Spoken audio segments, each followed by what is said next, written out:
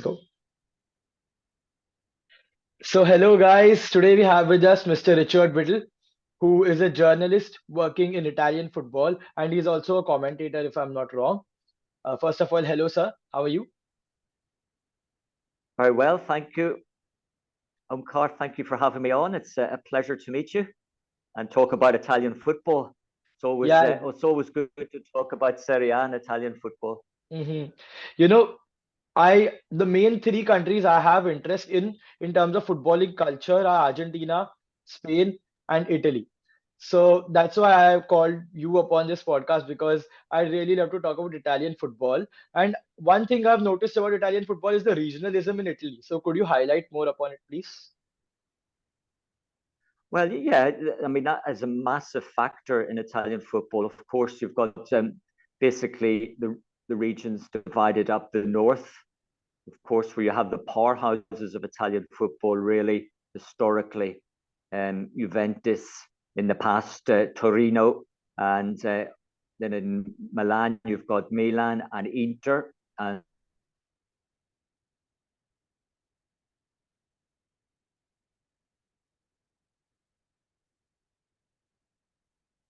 I'm sorry, I can't hear you. I can't hear you. you hear me now? Yeah, I can hear you now.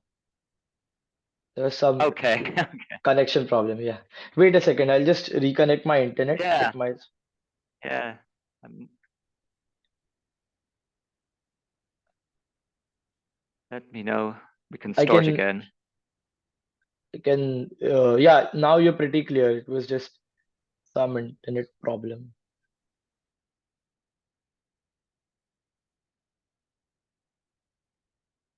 Um.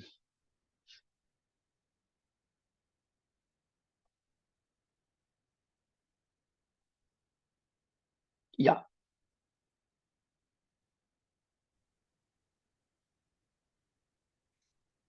Yeah. I'm really sorry for the network issues. Can you hear me now? Yes, I can hear you now. Yeah. Uh. Yeah. Great. So should we start over from the regionalism question? Yes, yes. Let's start. Yeah, yeah. Let's start all over again. Okay. So one thing I've noticed about the as one aspect about Italian football I have noticed is the great amount of regionalism. Let it be Bergamo or Milan or even the Piedmont region versus the south of Italy. There's always been this regionalism in the Italian states. So can you highlight more about it? Yes, I mean that's a big factor in Italian football. It's always been the north against the south, basically, and the north have been more dominant, of course, because it's industrial cities in the north.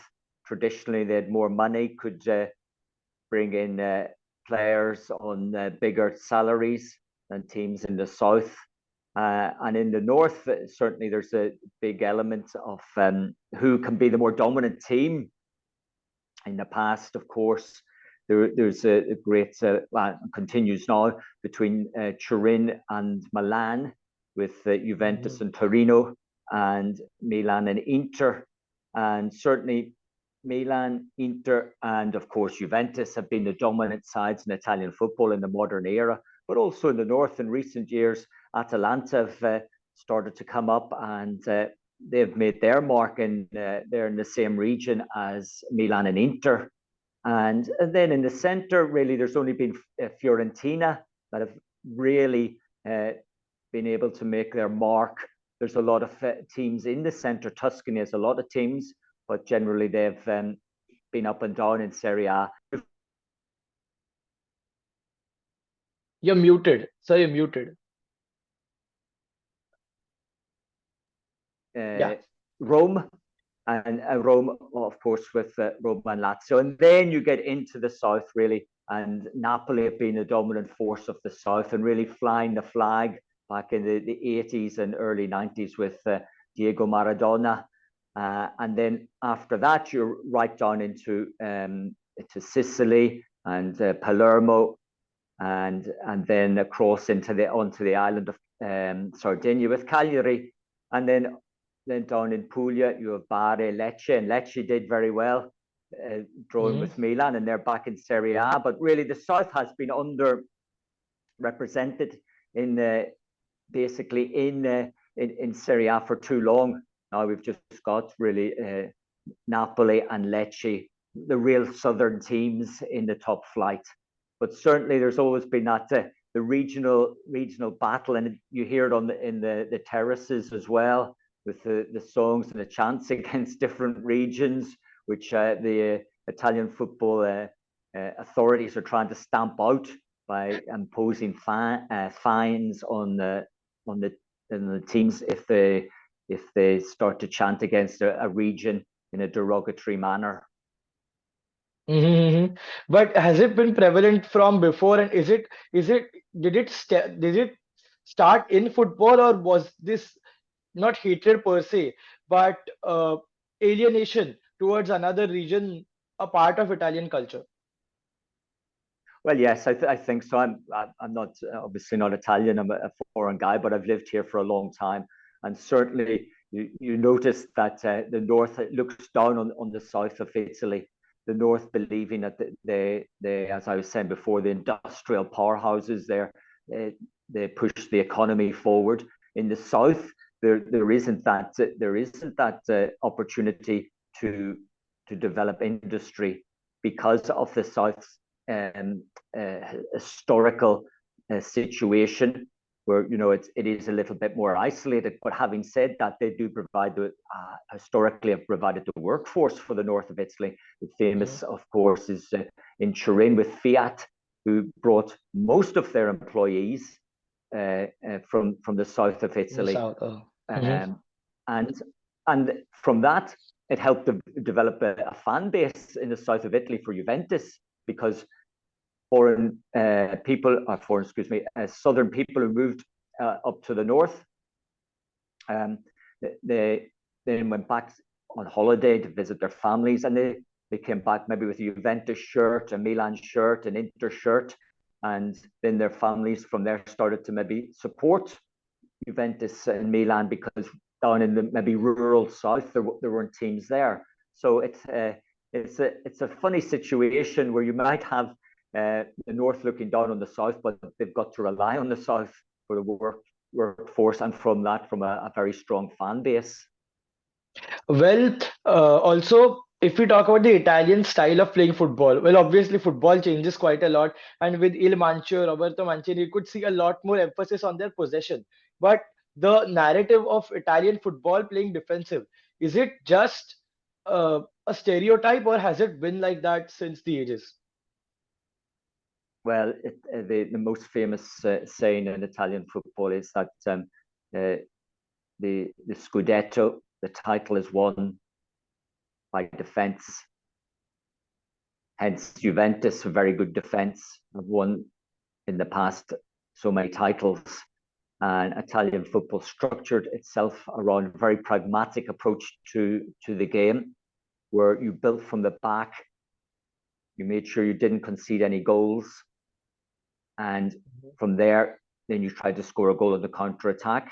If you scored an early goal, it was definitely defense all the way. We've seen it so many times, and we only really saw the Italian team sweeping forward at the Euros um, in a more attacking, but again, it was a counter-attacking approach. They've always built from the back. We've always said Italian defenders are some of the best in the world. Um, For sure. Yeah. Historically, that has been lost a little bit with the arrival of a lot of foreign players into Italian football. If you think back in the 80s, early 80s, in the 70s, the Italian national team was built on the Juventus defense and the Inter defense, and Milan, that from right? that was the structure. Yeah, Inter Yeah. Milan, yeah, and certainly it's not like it's a stereotype. It is changing, of course, and some say to the detriment of Italian football, because it's not as solid as it used to be. When I first arrived here in the 90s, if it was 2-1 in a match, that was considered a goal fest. And, now things have changed. We saw at the weekend Napoli 5-1 against Juventus, Juventus. there's only, I think, the second time Juventus have conceded 5 goals. I think it was back in the 90s against Pescara. They conceded My five God. goals when Really? Massimiliano Allegri was playing for Pescara. And that was, obviously a long time ago. So Hmm. we've seen a lot more attacking football. But is that down to the fact that the defenses are not as strong as they used to be? We saw yesterday uh, Milan's defence crumbling in the first half against Lecce, going 2-0 down, then having to chase the game, getting back to 2-2. We've Hmm. still got solid defences. There's certainly with Jose Mourinho. His game plan is always build from the back, don't give anything away. His favourite score is 1-0. And Roma are very good in defence, maybe losing something going forward. They do have a lot of skillful players going forward. So I think that times have changed a lot, um, as we've seen by results, that Italian football is not as defensive as it used to be. You spoke about Napoli defeating Juventus 5-0, which must be a really huge statement in Italian football. I mean, there must have been news printed on every single paper. It must be the headlines everywhere, right? So, how significant is Napoli's winning a title for Italian football and for the south of Italy? How significant is it? Oh, it's so significant. It is a major event. If Napoli can finally win that Scudetto again, it will be an all summer party in Naples, and also it's a major wake up call for Italian football as well, where the North has been dominating. So they'll Hmm. be looking to, if it happens, it's still a long way to go. There's certainly, I would say, Napoli one hand on that Scudetto, and it certainly would be a major lift for the south of Italy, more for the Naples region. You wouldn't say that everyone in the south of Italy are going to be supporting Napoli. That's not correct because they've Oh. got their own teams down there. And certainly, I think if you go outside Naples a few kilometers, 20, 30 kilometers, they won't be supporting Napoli. But certainly, they'll be proud of the fact that a southern team have lifted, if they can lift that Hmm. Scudetto. A few seasons ago, they came very close. If you remember, they beat Juventus in the Juventus stadium. Koulibaly with that late header, the downward Yeah. header, and then they lost at Fiorentina, and they allowed just that Scudetto to slip away. But certainly now, at the moment, with still a long way to go, still through the winter months. Napoli, of course, got the thinking of Champions League as well. Of course, Scudetto is their major priority. There's Coppa Italia to play. A lot of things can happen between now and May, but certainly at the moment, Napoli are favourites for the title, for the Scudetto. This will literally be their third Serie A title in the history of Napoli, right? Well, yes, as I said before, the northern teams have dominated the Italian football. Juventus, Inter, and Milan lead the way with the number of titles. Roma, not many titles. Lazio, not many titles. Napoli again, not many titles. We have to go back to it. What was it? 1990, if I remember correctly, when they won the title. Um, Oh. Mm. uh, Fiorentina, we have to go way back as well. If you think, if you think really from the 80s, it might have been a little bit Roma won a title, but it was dominated by Juventus Inter. The 90s, uh, Sampdoria were a side that came from nowhere, a wonderful team to watch. Oh. Um, and they won the title. Napoli grabbed a title as well, but then after that, it was really the dominance of Juventus and then Juve. Milan, the great Milan side, Juve and Milan, and then towards the late 90s, Lazio stepped in, grabbed the title. Roma then won a title after that, and Francesco then Totti. we had, Yeah. Yeah. Mhm. with Totti, the great moment. In Rome, they still hark on about that. So that's titles are are very rare for sides outside the three big clubs, Inter, Juventus, and Milan. So when those titles are won, they're like gold dust. So hence what we were saying it would be so important for Napoli to win that title, a rare title. Also, has any other southern team won a Serie A title ever, bar Napoli? Uh, no, not that I know of. No Southern team has really Wow. pushed for a title, and they've got up into mid-table in Serie A, maybe into Europe, into Serie A, caused big upsets. What a different thing I would say in Italian football. It's not just about winning the Scudetto. As I keep saying, you've got the big clubs of the north. So when Juventus, Milan, Inter come to the south and they lose, it is like winning a Scudetto. The same when they come to Rome, especially against Roma. Uh, it's like winning a Scudetto. It's talked about for weeks. It's in the local newspapers. It's on the radio that the local side have beaten the The powerhouse capital. of the north. Well, Yeah. that's if we can go further south in Palermo. If Palermo beat Inter, it's big news. If Ribari, when they were in Serie A, when they defeated Inter, it was massive news. It was unbelievable. If yesterday Lecce drawing with Milan, Milan. that's massive news for them. That is such a big story for them. So it's not about winning Scudettos. Scudettos are won over the arc of 9 months with big squads, with lots of money invested. But in Italian football, what most clubs live for is that wonderful moment when they take down one of the giants of the game and the fans just enjoy that moment. And that's the beauty of Italian football. It is very much, as you said before, a regional thing, and it's as we said, the southern regions are not as strong as the northern regions, and when they win, that is a victory for them and a great feeling that they've got one over the north, or and when they beat Roma, one over the capital, or Yeah, Lazio as well. it must be like staring down the giant's eyes and then telling the giant that no, we are not giving you the pleasure of just winning against us. We can snatch away your happiness too, and we'll win against you. I think Oh, that's the absolutely, pleasure they yes. get. And Also, do yeah, you and know? also for the local people as well. It's a great feeling. I've been in the south after a big victory, and people are walking around talking about. They've got the scarves on.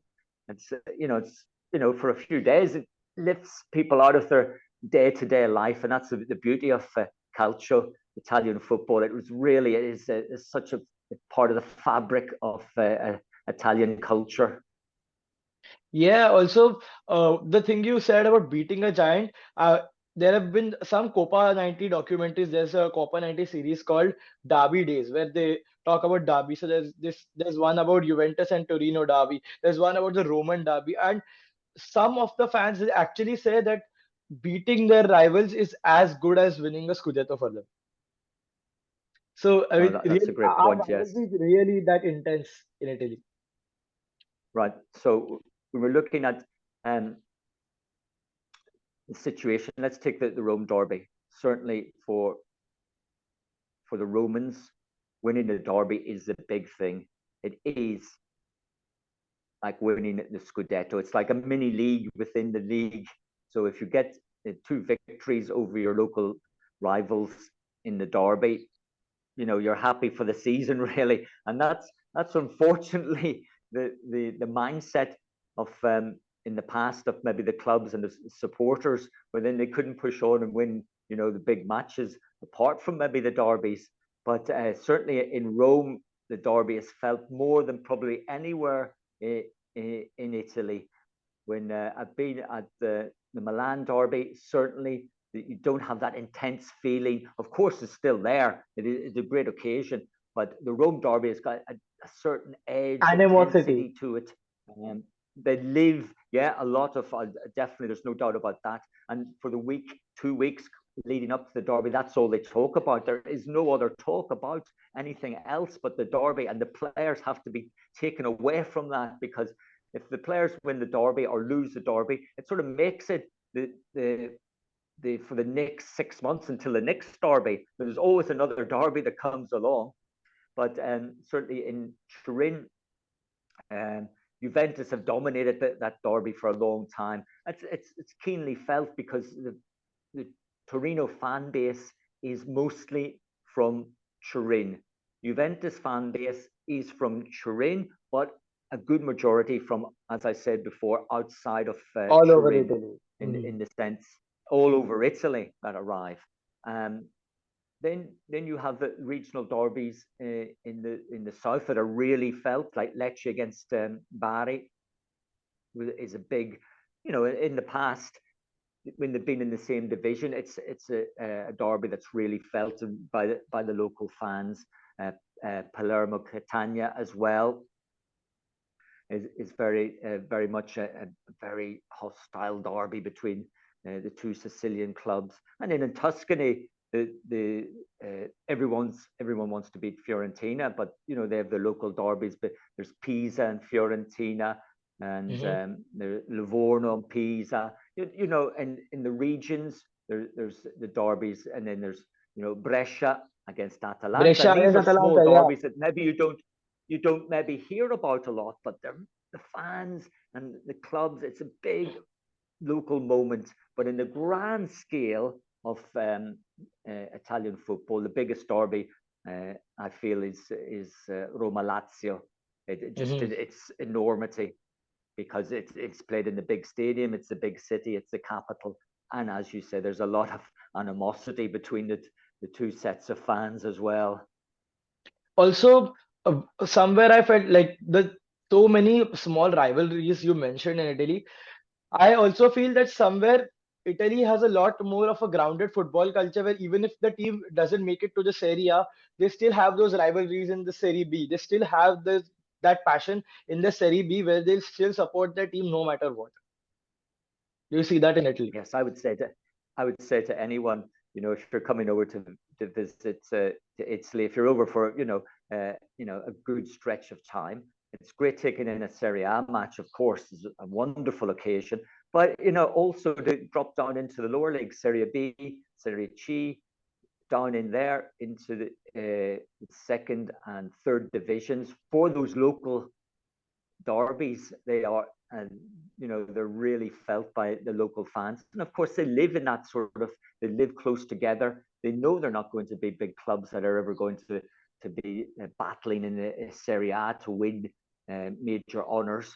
So local rivalry, get, as we know, it's the same the world over, isn't it? You want to get one over your local rival, one over your neighbor, that to feel Mm. like you're the top for a while until the next match, while your neighbor will be, we're thinking, gosh, I've got to win this next match to get one over my neighbor again. So it's a great feeling, and certainly it's very enjoyable going down into to watch games in the lower divisions. It is certainly, it's a raw occasion. It's back to where football probably was a few decades ago. It's still got that local feeling, and the grounds are small. They're not modern grounds. It's certainly a wonderful thing. And I'd say to people, if you're fans coming over, if you get a chance, you know, to go to a lower league match, it's worth taking. It's certainly an occasion. Yeah, I mean, local league matches are also, there is different types of fun. One is the Royal or the Regal UEFA Champions League kind of fun, and one is just visiting your local derby. And both are different kinds of fun, and both can be enjoyed and appreciated in their own way. And I think in Italian football, you can see the same too, where you can also see, passion on the pitch, the players fighting it all out, and you can also see the subtle tacticality in Italian football. So, can you highlight from where, not from where exactly, but since when has Italy focused so much on their tactics, and why does this culture have this importance of tacticality? Oh, Italian football is always focused on tactics. It was football was introduced by the British, the English, into Italy, and then from there the it, the game developed, and Italians knew at that stage that maybe physically they weren't as strong as maybe the Northern Europeans. So they needed to work on tactics, needed to develop not just brute strength. They had to work on their different tactics, and they brought in coaches who came in, were very intelligent, all from all over Europe, uh, to set this mindset of setting the team out in a way that they didn't concede goals. So Hmm. tactics are the major thing for Italian football. You see it on all the football shows. It's all talk about tactics. Skills, Yeah. okay, are taken. It's out of the blue. It's maybe different from Spain, um, Argentina, Brazil. Where it's really all about skill, and the beautiful game, if you like. In Italy, it's more pragmatic. It's about making sure that your players are well positioned, well set out to nullify the opposition. And then when you see a chink in the opposition's armor, to make sure that you can take advantage of that and get the goal. So that is a major thing in Italian football. It's always been like that. And really, nothing will change. It's, as I said before, it might become a little bit more attack minded, but and when it comes down to it, it's all about making sure that the opposition are nullified. Hmm.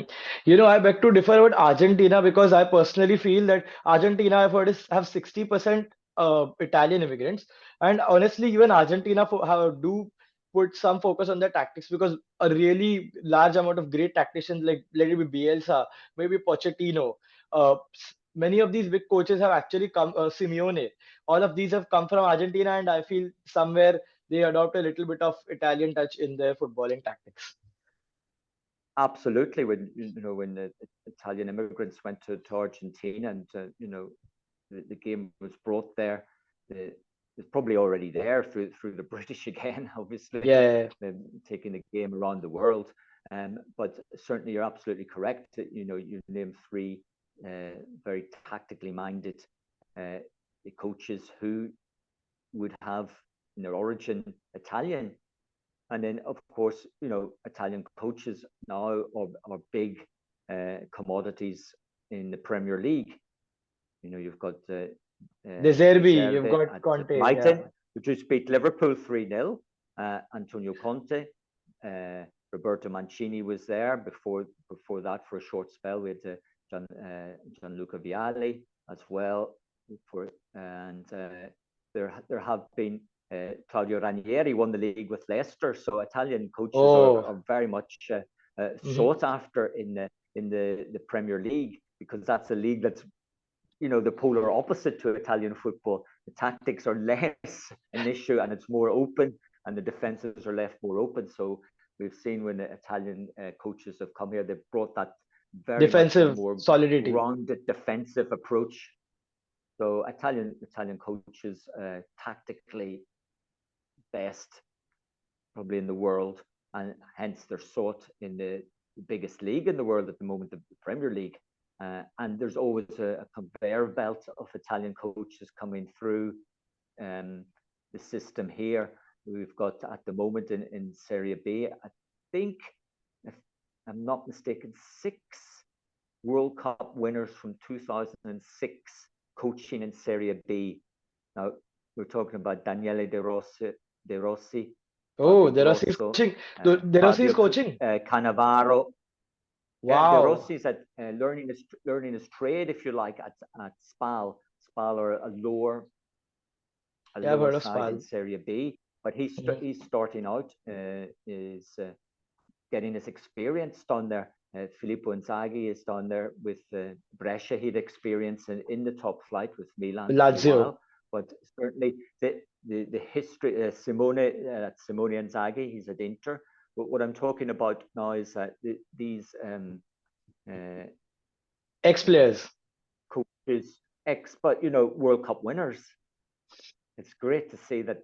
I think it was 6, uh, 4 at least anyway. I can think of the top of my head, or are learning how to become coaches in a very tough league in Serie B. So in a few seasons' time, we'll hopefully see them come through into coaching sides in Serie A. Serie A. So it's Italian football is very much about if you've been, you know, you don't have to be a brilliant player, but a majority of players really want to become coaches in Italian football because from a very young age, it's all about the tactics. So it's all like they take everything in from a young age, so they understand tactics. And by the time they've retired, they've got so much information that they want to impart it. And then, of course, they go off and do at the Corviciano, where the Italian Football Federation is based. They go and do their exams there, and pass Okay. exams Hmm. to become coaches. So it's it's not something you walk into very lightly. But Italy has always seen that inclination towards liking and studying of tactics. Even Del Piero, who's currently a pundit on various sports channels, we can always see that inclination towards tactics in Italian football.